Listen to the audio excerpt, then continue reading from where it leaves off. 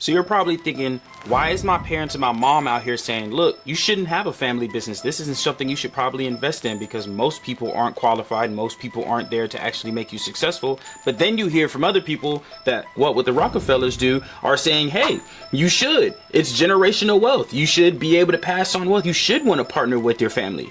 Look, I'm going to break down why I run our family business just like the Rockefellers and how you should too. And I'm going to give you 10 dangers on what you should do if you do not. 10 mistakes of why you should not do a family business. I'm going to give you really the sauce on why you should do a family business and the mistakes that most people do. So let's go ahead and get right into it. Number one, lack of a succession plan. Most people do not have a succession plan, and most people think it is okay to not have a succession plan. And so when you're running a family business, a succession plan or a plan in place in general should be the first thing you should do to be able to run a successful business. But most people aren't doing this because they don't think of succession or heir or passing things on. They only think of the basics, which is I only want to plan for right now in the present moment. Number two, tough decisions. Most people want to keep their decisions to themselves. This is why family businesses don't thrive. You should want to have other people giving you ideas and help you with decision making, because if you don't, then you're only going to be taking yourself. You can only go as far as one person. Remember, you run as far as your team, not with you, not with one person. So you definitely want to have a family business in these type of situations because they can help you create and generate more ideas for your succession plan and for your business to thrive. Number three, no sense of loyalty or commitment. Look, this is the thing. When you don't have people by your side, no matter if it's a family business or if it's actually, a partner or not, you will have loyalty and commitment issues because you never learned exactly how to run with a business partner or with a group of individuals that run by you. Now, the greatest thing is if you don't have loyalty within yourself, you definitely won't have loyalty with your family. So you want to start building that loyalty and commitment with your family first so that you know how to do that with not only your clients, but with your other and multiple partners down the line as well. Number four, when it comes to another mistake that most people make is that they miss out on opportunities. And one of the reasons why they miss out on opportunities is because they do not have the bandwidth to take them. Okay, when you have a family business and you have multiple people within your business, let's say 2 to 4 people, you can take on multiple opportunities because you have more heads than one.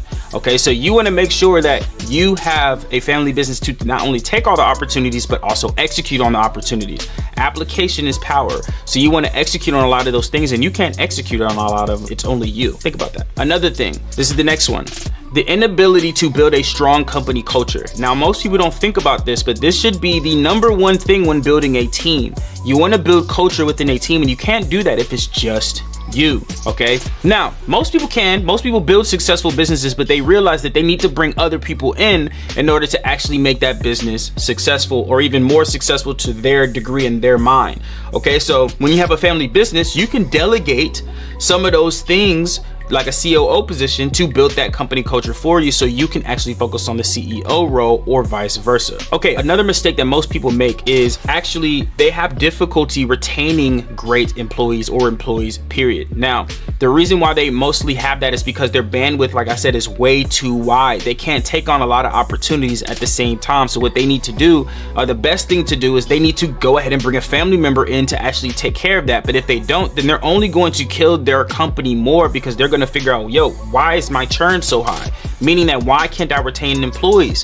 Why am I always hiring? Why can't I? It's because you're not focusing on your weak spots. You have a bottleneck, and the bottleneck is you. But if you can actually hire a family business, hire your family to run your business, then that will allow you to have more bandwidth to focus on retaining your employees or delegate that retention to somebody who's great at that. All right, so here's another mistake that most people make when they do not have a family business. They risk conflict and family drama. Okay, this is why jealousy is a huge thing in family. If they see you succeed in whatever that you're doing, they're going to want to run with you. So if you had just brought them along initially to your success, there would be less jealousy, there would be less hatred, there would be less generational curses being passed down onto family. So I really want you all to understand that when you are building a family business, you want to bring your people with you that share a common goal that are like-minded.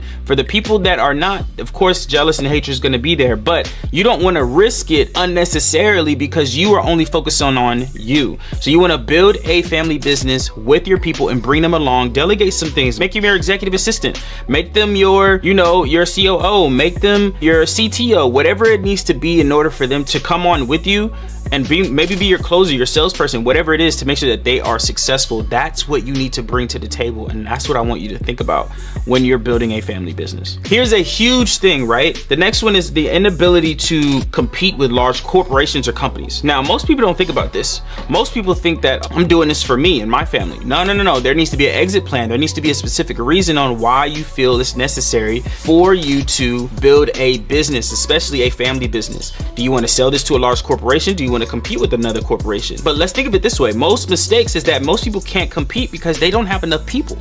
Everything is about people.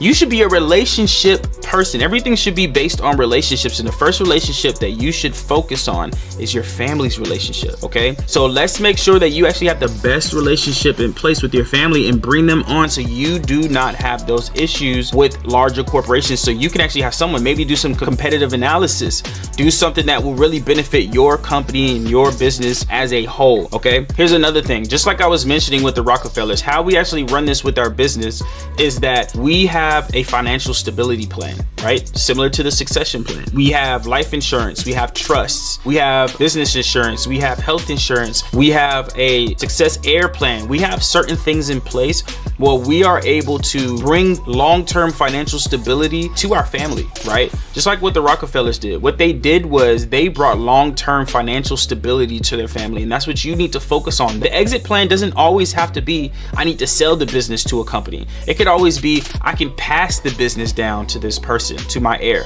Okay, so in order for you to do that, you have to have certain things in place. And let me know in the comments, do you want to learn about how to create a trust, life insurance, health insurance, business, all that? Let me know in the comment below. I want to know if you want to learn about how to successfully plan your business, even estate planning. That would be great to teach you. Let me know in the description. And number 10, the last thing is losing out on the business and personal relationship, or really not the business, the emotional and personal relationship that you will have with your family with having a family business. There is a different type of bond when you have a family business, y'all. Just having a personal business isn't enough just for you to be able to claim that, this is family. A family should be bringing each other up. It should be literally teaching them, look, this is exactly what I should be doing every single day. This is what you need to do every single day. This is how you become successful. Look, I'm here to make sure that you all are successful in any way, shape, or form. And the way that you do that is you also need emotional and personal relationship and a business relationship with your family members. So I want you all to literally focus on that. There's a different type of relationship when you have a family business than just a family or business. Okay, you want a family and business. So let's really break this down. Let's recap on this. You want to have these 10 things that you're not having within your business will be detrimental in the long term. Having a family business is more beneficial than you may think. You can do a lot more things with more people. You don't have to hire as many people. Some of these people will hire for free. These are all the benefits of having a family business because they are dedicated and committed to the cause and the vision that you have in place. So you want to have a family business, y'all. I cannot stress, the family business is like no other. This is the different type of business that you do not need to worry about hiring. This is the best business model that you could ever create. Okay, make sure you have the best business model. Make sure that you create a family business. Approach your mom, approach your dad, approach your sons, your daughters, your grandparents, whatever. Make sure that this passes down for generations to come.